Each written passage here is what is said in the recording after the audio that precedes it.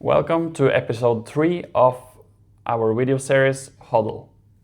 Today we are going to discuss market sentiment, which is a topic we see a lot of discussions both on social media and in general in the Bitcoin industry. And we want to start with the price predictions which we have seen in the market for the Bitcoin price. I guess we went into 2025 with a lot of positivity. And all through the year, we have seen a lot of predictions of Bitcoin going to at least $200,000. And obviously, as of today, we are not at that level. I think it's interesting to hear your thoughts on that, Sander. Yeah, so in the last episode, we discussed the correlation between the underlying spot price of a commodity and the companies that actively manage that commodity. And the correlation is quite high. And I think this year has been driven by a lot of optimism. And I think it's fair to say that Bitcoin hasn't done what we thought Bitcoin was going to do, especially the consensus in the market thought the Bitcoin should at least 250. And it's quite unusual actually, because gold is at all-time high, tech stock is at all-time high, S&P 500 is at all-time high, and Bitcoin is lagging for multiple reasons. And I think it's very important to, when you look into a Bitcoin treasury company, you should always look into how the market psychology affects the whole sentiment. And this year was a lot of optimism, and it ended with maybe a little bit different than what most people expected. Yeah, so I think it's safe to conclude that it's very hard to do price predictions in any commodities and also Bitcoin. And it's I don't think it's our job to predict the price in the short term, even though we of course have a positive long-term view on the price development of Bitcoin. Yeah, for sure. I think it's close to impossible to predict the price. And as a Bitcoin treasury company, you have to do the best thing for the shareholder in that specific moment, and you can't gamble on the price as an individual thing. Yep. And then we want to move on to look at the industry, the Bitcoin treasury industry, and see what momentum or what kind of market sentiment these companies are building.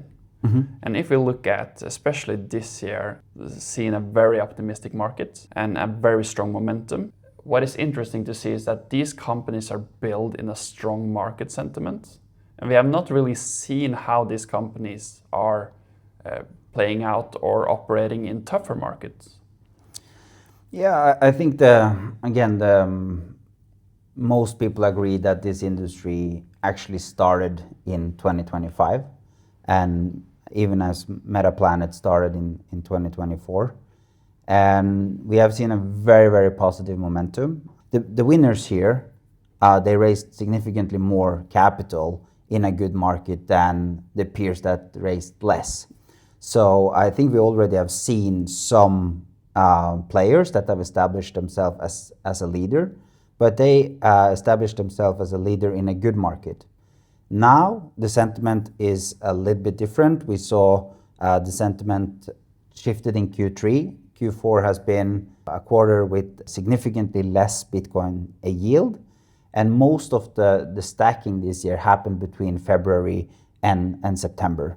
So, and of course accelerated by earlier, the Trump administration coming in, the ETFs, everything looked so good in the industry, and therefore also a lot of the price prediction was very high. But I want to again state that the best Bitcoin treasury companies was very, very efficient raising capital in a very favorable way for their shareholders. And now we are going into a little bit different market. Yeah, because I mean the management of these companies, including us in H100, we can't do anything with the market sentiment. But what we can do is to do what's best for the shareholders in the market sentiment we have at that current time. And what we saw this summer was that capital was kind of cheap, it was available.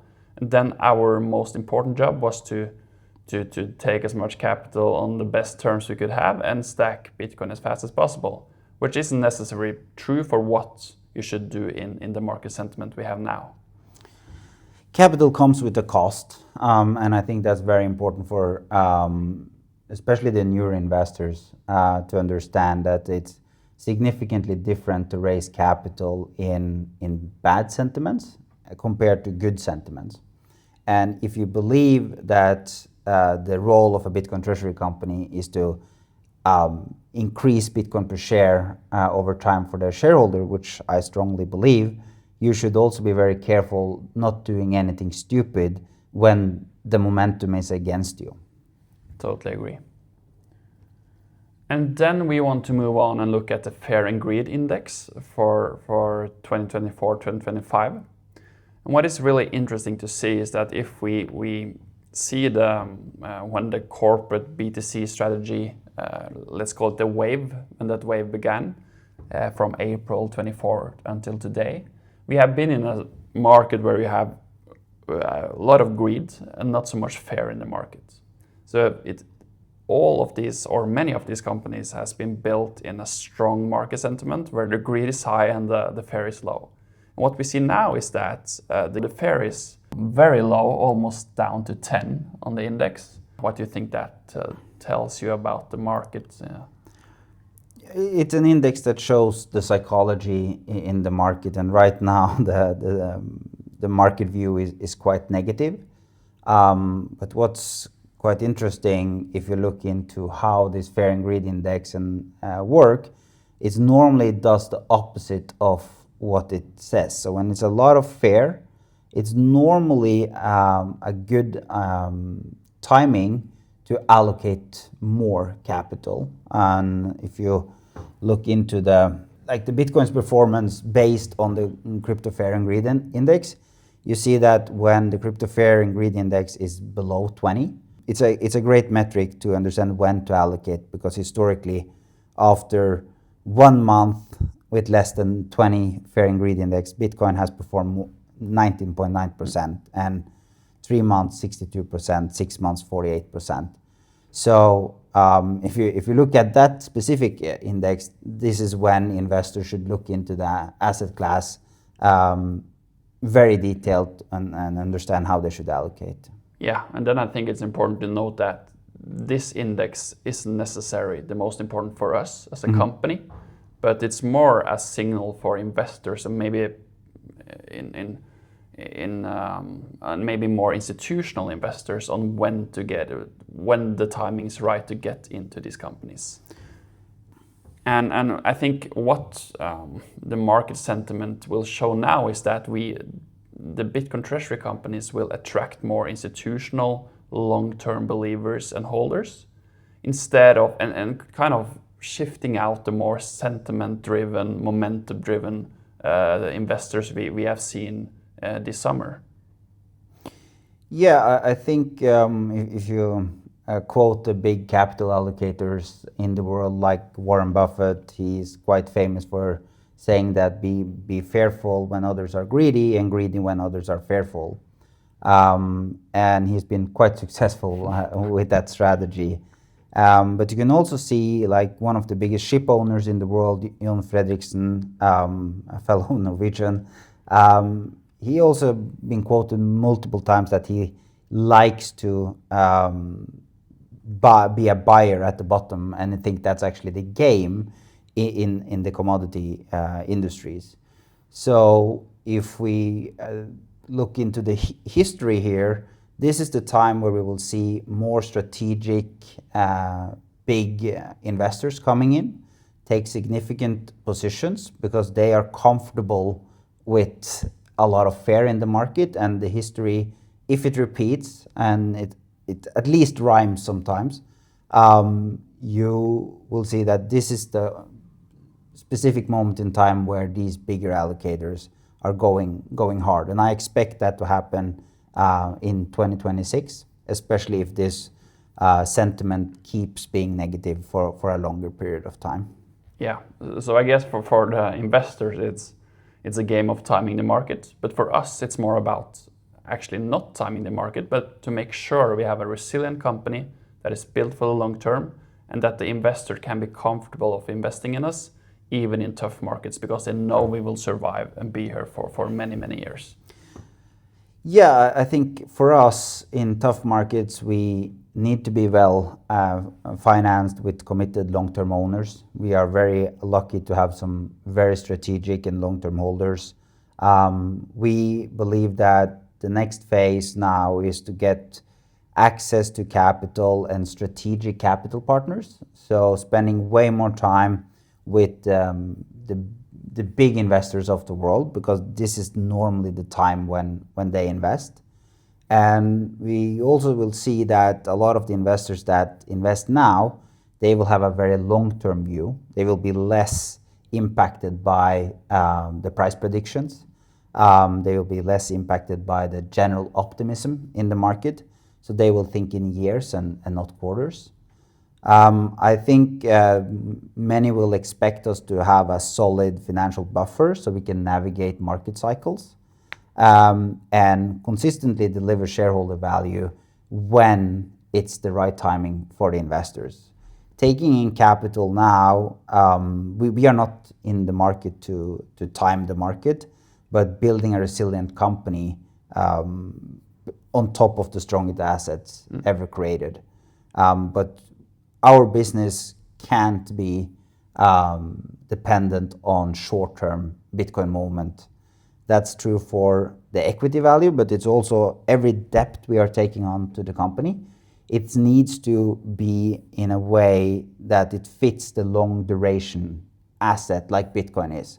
We can't do short-term fiat-denominated debt against a volatile short mid-term asset that even if we believe it's going to be very valuable in the future. So now it's all about getting the right toolbox and building the right infrastructure so we end up in a better situation when this market turns. So I think I will conclude that not all capital is worth taking. And you have to be very strategic and focus on bringing in the right investor at the right time. Yeah, very good reflections, and I think it's actually worth using some time on to say that there is available capital in the market in almost every market sentiment, but it is our job to make sure that we don't take in bad capital on bad terms for the company and our shareholders. We are way better off of waiting until the right deal is there. And we of course want to buy Bitcoin consecutive or every week. That's in a dream world, but it's important to make sure that we think long term and don't do anything stupid in the short term. Yeah, I think when you look at the term sheets that are available in this market, it's normally over collateralized with your Bitcoin, so you're taking on some risk on your Bitcoin. It normally involves a lot of warrants, which gives them the opportunity to short the stock and hedge their investment in many ways. So even if we can buy Bitcoin on a weekly basis, you will get a shareholder dynamic that will probably put you in trouble for the long term. And you have to refinance and you have to spend a lot of time in a good market to fix what you did in a bad market. And that's what we don't want to end up doing. Last episode, we used a lot of time on looking and compare the Bitcoin industry to the oil industry. And on this graph here, we see Aker BP, which is one of the largest oil companies out of Norway. And we see the oil price going up and down, as we saw last time. But here we have pointed out key milestone transactions they have done in the different phases of the cycle. And what I think is important to note here is that these commodity companies are having a toolbox which make them or enables them to do transactions in both good markets and bad markets. And in typically heavy commodity and asset industries, you often see a lot of consolidation and M&A when the market sentiment is bad. But what I think is a real difference, which is important between the Bitcoin companies and these oil companies, is that it's very hard to sell an oil rig in a bad market. But in a bad market sentiment for a Bitcoin company, it's very easy to sell Bitcoin. It's just one click away. Then you can sell the Bitcoin and maybe pay out the Bitcoin proceeds as dividend to your shareholders. And that's why I think it's hard to see that there will happen a lot of M&A within the Bitcoin industry, where companies trading above 1M now will buy companies trading below 1M now. Because why would someone want to sell below 1M now if they could rather sell their Bitcoin and pay it out as dividends? And how do you agree with that, or do you, yeah?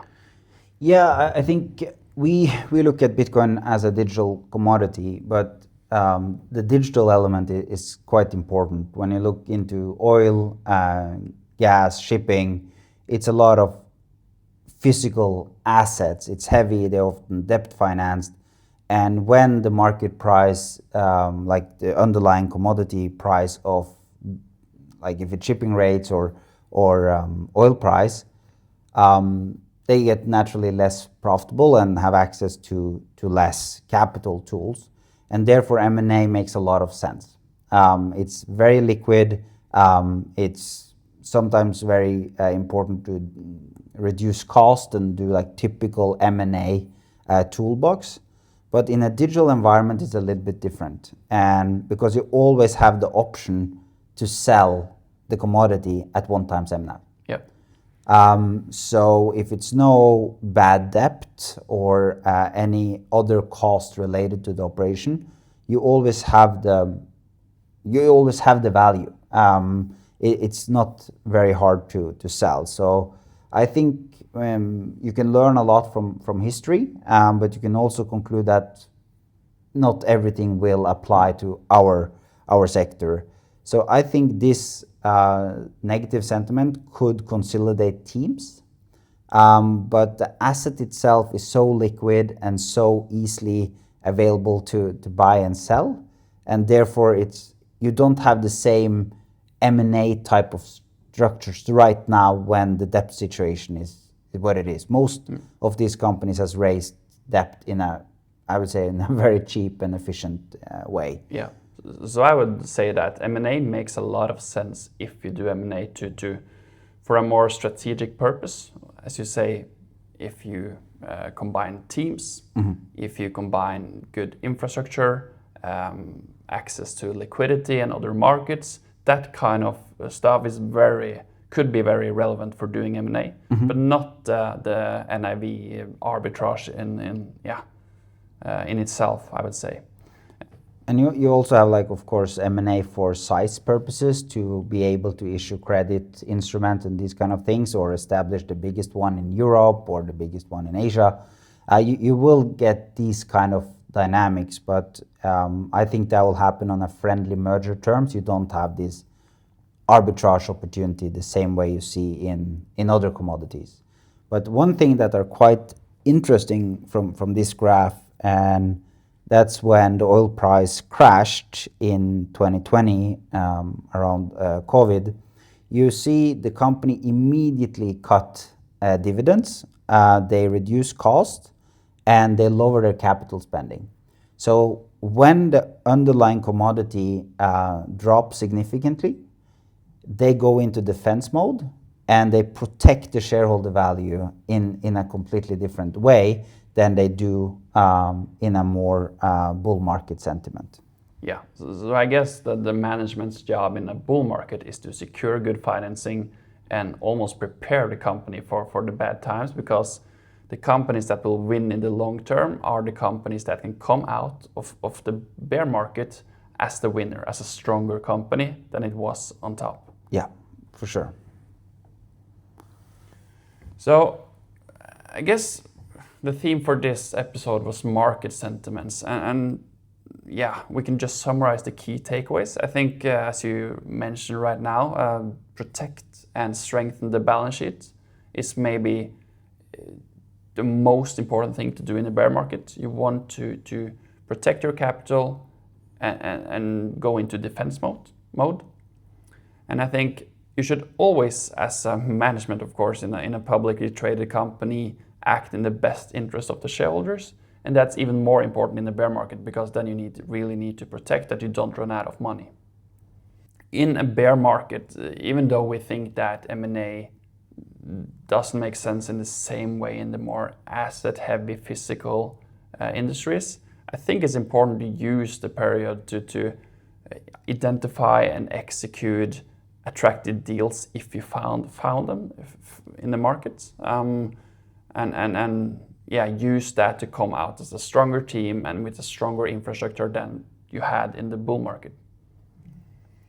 And so M&A should not be used to acquire Bitcoin. I mean, if you want to acquire that Bitcoin, it's my view that you are better off buying it yourself. But you should use M&A to consolidate infrastructure, teams, and expertise.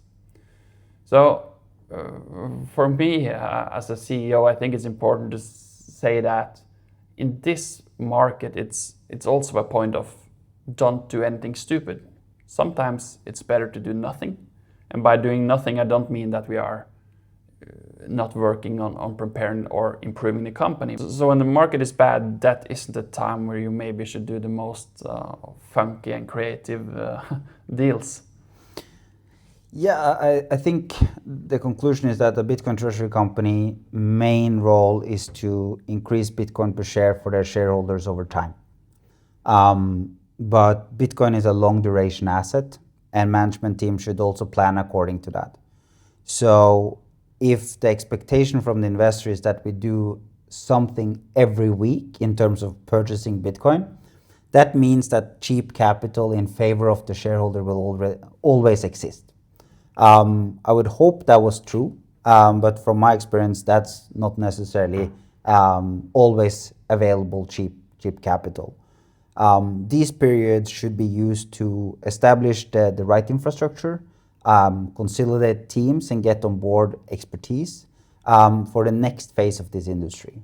And I think where we have spent, or I know where we have spent a lot of time in Q4, is to prepare for the next phase of this company.